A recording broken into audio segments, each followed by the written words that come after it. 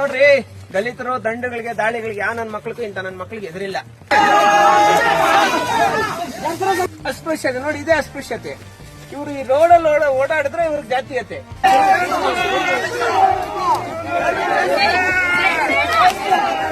ಸಮಾಜ ಕಲ್ಯಾಣ ಇಲಾಖೆ ಸಚಿವರಿಗೆ ಈ ಒಂದು ವಿಡಿಯೋ ತಲುಪಿಸಬೇಕು. ನೋಡಿ, ದುಸ್ಥಿತಿ, ದಲಿತರ ದುಸ್ಥಿತಿ ಕರ್ನಾಟಕ ರಾಜ್ಯದಲ್ಲಿ ನೋಡಿ ಯಾವ ಮಟ್ಟದಲ್ಲಿ ಅವರು ಇವ್ರ ದಾರಿ ಕೂಡ ಬಿಡ್ತೀರಾ. ನೋಡಿ, ಈ ಮರನ ಅಡ್ಡ ಹಾಕಿರೋದು ಇವನು ಬುಗಳ್ಳ ಮಂದಣ್ಣ ಅನ್ನೋನು.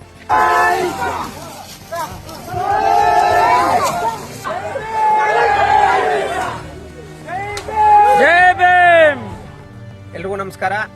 ಕೊಡಗು ಜಿಲ್ಲೆ ಪೊನ್ನಂಪೇಟೆ ತಾಲೂಕು ಕೊಡ್ಚಿ ಗ್ರಾಮದಲ್ಲಿ ಇದ್ದೀವಿ. ನೋಡಿ, ಈಗ ಈ ಗ್ರಾಮ ಏನು, ಇದೆಲ್ಲ ಇಷ್ಟೂನು ಸರ್ಕಾರಿ ಜಮೀನು. ಈ ಗ್ರಾಮದಲ್ಲಿ ಒಬ್ಬ ವ್ಯಕ್ತಿ ತೀತಿರ ಮಂದಣ್ಣ ಅನ್ನೋ ಒಬ್ಬ ವ್ಯಕ್ತಿ ಈ ಜಾಗನ ಅತಿಕ್ರಮಣ ಮಾಡ್ಕೊಂಡು ಈ ಗ್ರಾಮದಲ್ಲಿರುವಂತವರೆಲ್ಲ ದಲಿತರೆ, ಅಂದ್ರೆ ಪೂರ್ತಿ ಎಲ್ಲ ದಲಿತರೆ, ಯಾರೋ ಜಾತಿ ಇಲ್ಲ. ಇಂತ ಕಡುಗ ಗ್ರಾಮಗಳಲ್ಲಿ ಮತ್ತೆ ಕರ್ನಾಟಕ ರಾಜ್ಯಾದ್ಯಂತ ದೇಶದಲ್ಲಿ ಎಲ್ಲಿನೂ ಜಾತಿ ಇಲ್ಲ, ಹಂಗೆ ಹಿಂಗೆ ಅಂತ ಹೇಳ್ಬಿಟ್ಟು ಕೆಲವರು ವಾದ ಮಾಡ್ತಾ ಇರ್ತಾರೆ. ಜಾತಿ ಇದೆ, ಜಾತಿ ಜೊತೆಗೆ ಭೂಗಳರ ಅಟ್ಟಾಸ ಇದೆ ಅನ್ನೋದಕ್ಕೆ ಇದೊಂದು ಲೈವ್ ಬರ್ರಿ ನಾನು ತೋರಿಸ್ತೀನಿ. ಏನ್ ವಿಚಾರ ಈ ಗ್ರಾಮದಲ್ಲಿ, ಏನು ವಿಚಾರ ಅಂದ್ರೆ ನೋಡಿ, ಈ ಗ್ರಾಮದಲ್ಲಿರಂತ ಅಷ್ಟು ಜನ ದಲಿತರು, ಆದ್ರೆ ಇಲ್ಲಿ ಒಬ್ಬ ಭೂಗಳ ಬಂದು ಏನ್ ಮಾಡ್ತಾನೆ, ಇವರು ಈ ರಸ್ತೆಯಲ್ಲಿ ಕೂಡ ಓಡಾಡಬಾರ್ದು, ಅವರ ಇಷ್ಟ, ಅವ್ರ ಸಾವು, ಅವ್ರ ಹೆಂಗನ ಸತ್ಕೊಳ್ಳಿ, ಅದ್ರಲ್ಲಿ ನಮ್ಗೆ ಅವಶ್ಯಕತೆ ಇಲ್ಲ.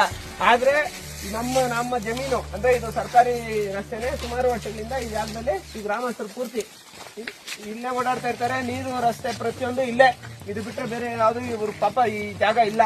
ಆದ್ರೆ ಇಲ್ಲೇನ್ ಮಾಡ್ತಾನೆ ಈ ಭೂಗಳ್ಳ ಅವ್ನು ಮಂದಣ್ಣ ಅನ್ನೋ ವ್ಯಕ್ತಿ ಏನ್ ಮಾಡ್ತಾನೆ, ಇವ್ರ ಹತ್ರ ಬಂದ್ಬಿಟ್ಟು ಈ ರಸ್ತೆಯಲ್ಲಿ ದಲಿತರು ಓಡಾಡಬಾರ್ದು, ಇವರು ನೀರ್ ಎತ್ಕೊಂಡು ಹೋಗ್ಬೇಕಂದ್ರೆ ಹಿಂಗೆ ಹೋಗ್ಬೇಕು. ಹಿಂಗ ಹೋಗ್ಬೇಕಮ್ಮ ನೀವು ದಾರಿ, ಹಿಂಗೆ ಹೋಗ್ಬೇಕು. ಇದನ್ನೇನ್ ಮಾಡ್ತಾರೆ, ಇವ್ರು ಓಡಾಡಬಾರ್ದು, ಇವ್ರಿಗೆ ಏನಾದ್ರು ಮಾಡಿ ಅಡ್ಡಿ ಮಾಡಬೇಕು, ನಮ್ಮ ಜಮೀನಲ್ಲಿ ದಲಿತರು ಬರಬಾರ್ದು ಅನ್ನೋ ಕಾರಣಕ್ಕೆ ಏನ್ ಮಾಡ್ತಾರೆ, ಇವ್ರಿಗೆಲ್ಲ ತೊಂದರೆ ಕೊಡ್ತಾರೆ.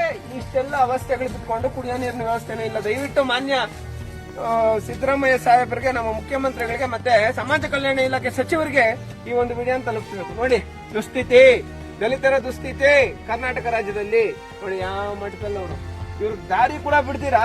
ನೋಡಿ, ಈ ಮರನ ಅಡ್ಡ ಹಾಕಿರೋದು ಇವನು ಬುಗಳ್ಳ ಮಂದಣ್ಣ ಅನ್ನೋನು. ಈ ಮರನ ಅಡ್ಡ ಹಾಕ್ಬಿಟ್ಟು ಇವ್ರಿಗೆ ರಸ್ತೆ ಓಡಾಡ್ಕೊಳಕ್ ರಸ್ತೆ ಪಡ್ತೀರಾ. ಅಸ್ಪೃಶ್ಯತೆ ನೋಡಿ, ಇದೇ ಅಸ್ಪೃಶ್ಯತೆ. ಇವ್ರು ಈ ರೋಡಲ್ಲಿ ಓಡಾಡಿದ್ರೆ ಇವ್ರಿಗೆ ಜಾತೀಯತೆ. ಎಷ್ಟು ಜನ ಇರೋದಿಲ್ಲ ದಲಿತರು? 95 ಕುಟುಂಬ. ಏನ್ ಮಾಡ್ತಾ ಇದ್ದೀರಿ ಸಮಾಜ ಕಲ್ಯಾಣ ಇಲಾಖೆಯವರು? ಯಾಕೆ ಇವ್ರಿಗೆ ನ್ಯಾಯ ಸಿಗ್ತಾ ಇಲ್ಲ? ಇದು ಕಡು ಗ್ರಾಮ, ಇದು ತುಂಬಾ ಕುಂಠಿತವಾದಂತ ಗ್ರಾಮ. ನೀರ್ನ ಸುಮಾರು ಒಂದು 3 ಕಿಲೋಮೀಟರ್ ಎತ್ಕೊಂಡು ಹೋಗ್ತಾರೆ. ನೀವು ಇಲ್ಲಿಂದ 3 ಗಂಟೆ ಎತ್ಕೊಂಡು ಹೋಗ್ತಾರೆ, ಇಲ್ಲಿ ಬಂದು ಇದನ್ನ ಅಡ್ಡ ಹಾಕ್ತಾರೆ. ಊರಲ್ಲಿ ನೀರಿನ ವ್ಯವಸ್ಥೆ ಐತೆ ನಮ್ಮ ನಿಮ್ಗೆ? ಇಳಿಸ್ರಿ, ಎಷ್ಟೊತ್ತು ಎತ್ಕೊಂಡಿರ್ತೀರಿ? ಇಳಿಸ್ರಿ. ಊರಲ್ಲಿ ನಿಮ್ಗೆ ನೀರಿನ ವ್ಯವಸ್ಥೆ ಐತಾ? ಇಳಿಸ್ರಿ, ಒಂದ್ ನಿಮಿಷ ಇಳಿಸ್ರಿ. ಊರಲ್ಲೇ ಇವತ್ತಿಗೂ ನೀರಿನ ವ್ಯವಸ್ಥೆ ಇಲ್ಲ. 3 ಕಿಲೋಮೀಟರ್ ಎತ್ಕೊಂಡು ಹೋಗ್ಬೇಕು. ಆಯ್ತು, ಅವ್ರ ಕಷ್ಟ ಏನೋ ಅವ್ರು ಪಡ್ತಾರೆ.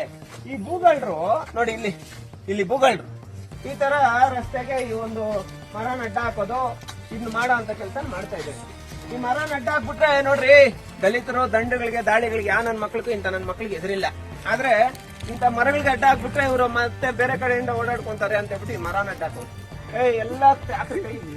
ಎಲ್ಲ ಕೈ ಹಾಕೊಂಡು ಎತ್ತಿ ಸಾಕ್ರಿ, ಬರ ಎಲ್ಲಾರು ಹಾಕ್ಬೇಕು. ನಮ್ಮ ಕಡೆಯಿಂದ ಬರ್ರಿ, ಎಲ್ಲ ಹುಡುಗರು ಎಲ್ಲಾರು ಬರ್ರಿ, ಎಲ್ಲಾರು ಸೇರ್ರಿ, ಹೆಣ್ಮಕ್ಳೆಲ್ಲ ಸೇರ್ರಿ, ಬರ್ರಿ ಎಲ್ಲಾರು. ಜೈ ಭೀಮ್ ಅಂದ್ರೆ ಎಷ್ಟು ಮಾತ್ರ ಇದು ಮರ, ಹಿಂಗೆ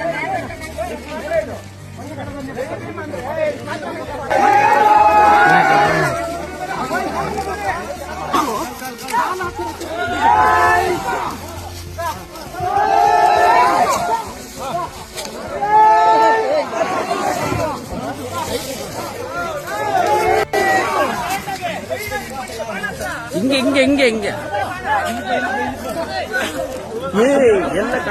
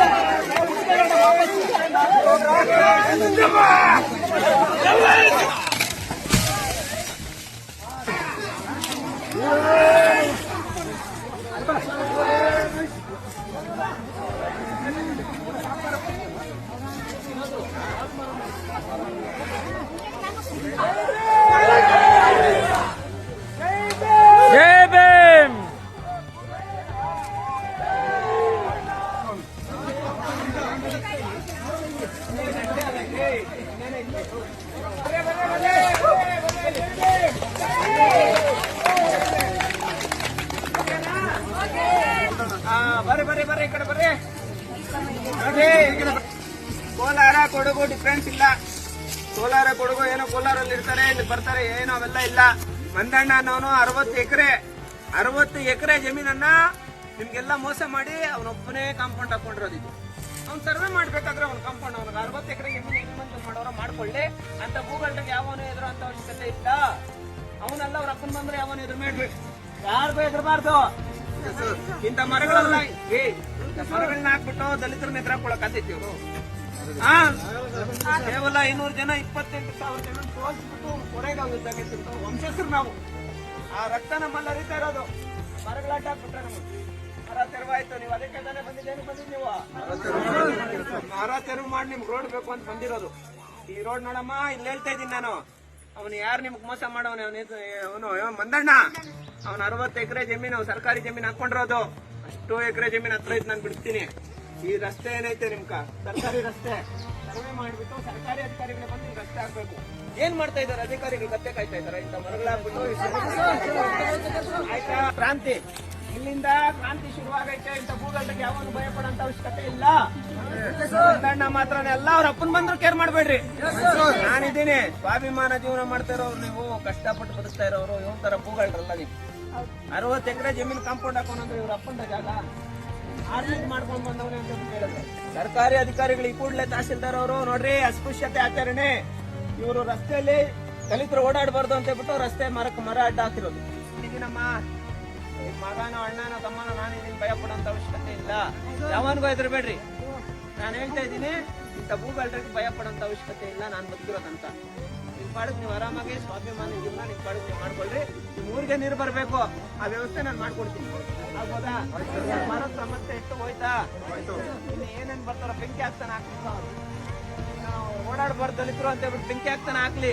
ಅಸ್ಪೃಶ್ಯತೆ ಆಚರಣೆ ಮಾಡ್ಬಾರ್ದು. ಈ ರೋಡಲ್ಲಿ ಓಡಾಡ್ಬಾರ್ದು ಅಂದ್ರೆ ಅವ್ರ ಅಪ್ಪಂದಲ್ಲ ಜಮೀನು. ಅವ್ನು ಬೇಕಾದಷ್ಟು ಜಮೀನು ಒತ್ತುವರಿ ಮಾಡ್ಕೊಂಡು ಇದು ಮಾಡ್ಕೊಂಡ್ಬಿಟ್ರೆ ಅದಕ್ಕೆಲ್ಲ ನಾವೆಲ್ಲ ಇದ್ದೀವಿ. ಯಾರಿಗೂ ಭಯ ಪಡೋಂತ ಅವಶ್ಯಕತೆ ಇಲ್ಲ. ಧೈರ್ಯವಾಗಿರ್ರಿ. ಆಗ್ಬೋದಾ? ಜೈ ಭೀಮ್.